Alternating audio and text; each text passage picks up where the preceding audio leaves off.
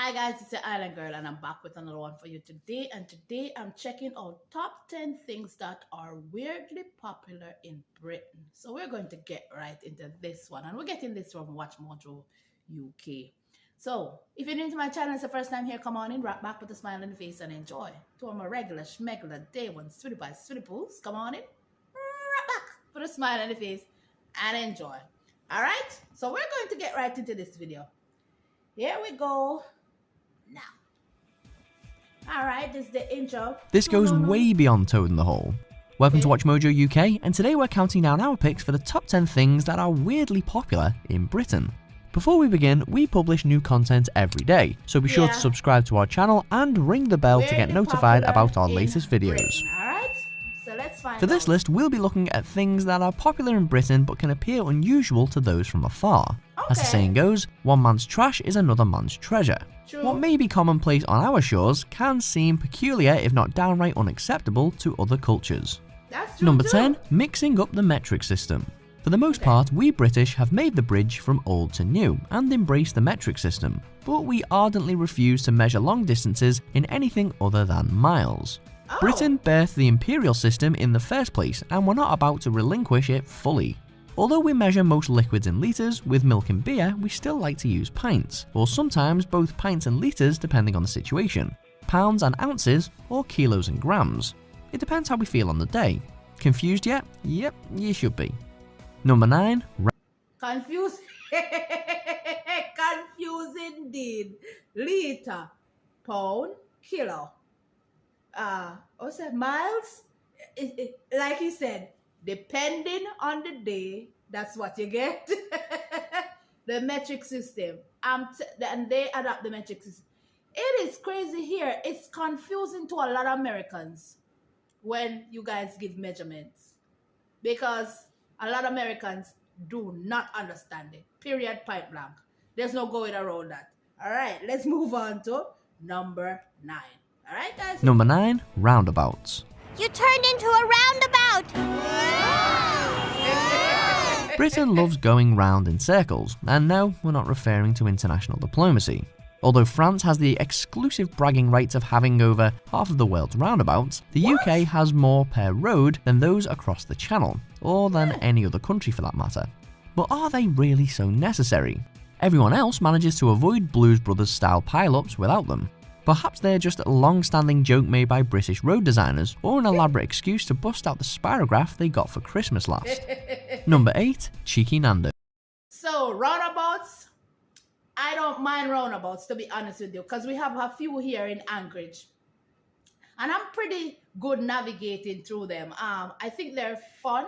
At first, I was so scared. I didn't want to have anything to do with roundabouts because I didn't understand it. But now, it's like 1-2. It's pretty easy to navigate through.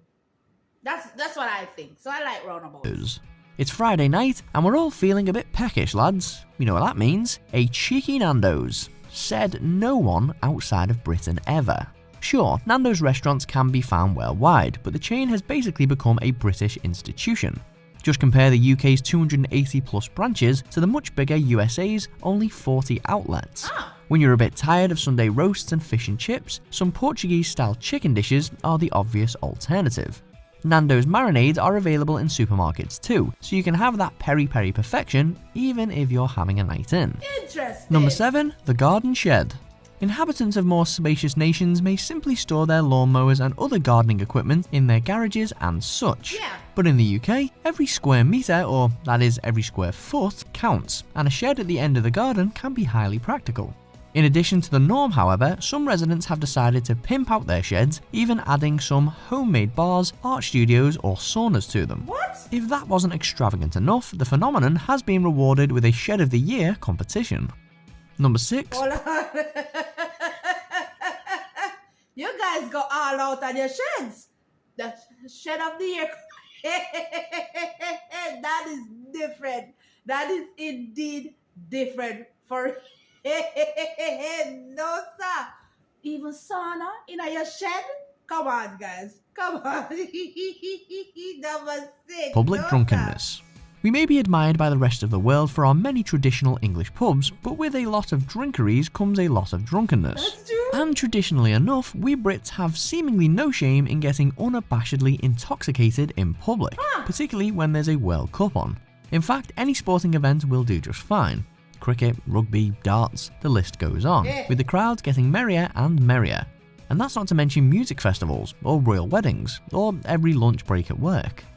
Number 5, the Hold on, you're telling me that you guys can actually drink in public and it is okay? That is crazy. That is, but I can understand it. When it come on to your sports, you guys are on another. You guys are on another level. Now, guys, let's get into number 5. downstairs toilet. Not only are downstairs toilets untraditional in most places outside the UK, they're often not even referred to as toilets at all. Apparently, going to the bathroom is the more polite substitute for when one's in need of the lavatory. It's easily lost in translation for an outsider in Britain though, as the so-called downstairs bathroom, as in toilet, doesn't usually include the supposedly expected tub and shower. But beyond that, the downstairs loo is actually seen as an ultra convenience in the UK, negating the need to climb the stairs every time you need to go. Number 4, football stickers. Why collect stamps and have all those images of the Queen in a scrapbook when you can compile football stickers and have the likes of John Joe Shelby smiling out at you against a super shiny background? And if you don't have the album at hand, you can stick your favourite player on anything. The possibilities are endless. Many a football fan grew up desperately trying to complete their Premier League sticker albums. There were always seemed you were one David Seaman away from victory. It's a rite of passage, but it does get a little weird when grown adults shell out hundreds for that Derby County left-back they desperately need. Number 3, Eurovision. You're telling me that football sticker is on the double. The football sticker is something else for you guys. That is something. I've never heard it. Football sticker, you guys are so... Not to mention your down the toilet. Interesting. I did not know that. Listen, the more I watch, the more I learn. You guys, it is really, really, really different. Interesting. All right, number 3. Eurovision isn't the only thing in Britain that's popular despite us not being very good at it. See international football. But all the same, the UK has won Eurovision far more times than the countries within it have taken the World Cup home, and far more recently as well. British entries to have conquered Europe's mushy pop scene through the years include Sandy Shaw's Puppet on a String in 1967 and Katrina and the Waves' Love Shine a Light in 1997. There have been some low points, but that won't stop us throwing Eurovision parties every single year for the rest of our lives, will it? Number 2, pancakes. So, Eurovision. I am about to get into Eurovision because I've been seeing it in the comment section lately and I am definitely going to check it out. I don't know what Eurovision is, so I'm going to have to give myself a quick run through of what Eurovision actually is before I can actually dive in. All right, guys? So that seemed interesting, but I've noticed a lot of people talking about Eurovision. Let me know in the comment section what Eurovision is about, but I'm gonna do a dummy check to myself what Eurovision is all about. All right, guys? All right, number 2. Pancake Day. Shrove Tuesday was originally a day for Christians to make a confession to their priest ahead of starting a 40-day fast. But similar to how Christmas has essentially become an annual excuse to binge on turkey, Shrove Tuesday has become an excuse to shove your face with fried flour smothered in butter. What? Hence its better known name, Pancake Day. It is celebrated elsewhere, being more bluntly known as Fat Tuesday in the US, but not many take it as seriously as the British do. Until you've seen or compete in a pancake flipping race, you just haven't lived. Interesting. Pancake Day. Listen, I love pancake. I like pancake. To an extent. I don't overdo it. I just have to feel for it to eat it, and that's how I enjoy it. But you guys have a pancake day. You ain't playing. No, sir. Number 1. Number 1, second-hand stuff. Sure, everyone's got in on the act of purchasing and selling second-hand goods for discount prices in the 21st century. But long before the internet took over everything, Brits were hoovering up deals at their local car boot sales. These aren't subtly trendy thrift stores a la America. They're good old-fashioned, no-nonsense bring and buy bonanzas. If there's not a boot sale on, there's an abundance of charity stores to rummage through. And when we Brits aren't poking around for the perfect pre-owned purchase, we're watching daytime TV shows where people sell the contents of their attics for a profit. No bargain goes unhunted in these parts. Interesting. So you guys like to sell secondhand stuff. You relish in that, it seems like, because based on what he said, it's like it's not going into a store. You come, you buy, whatever you see, you get.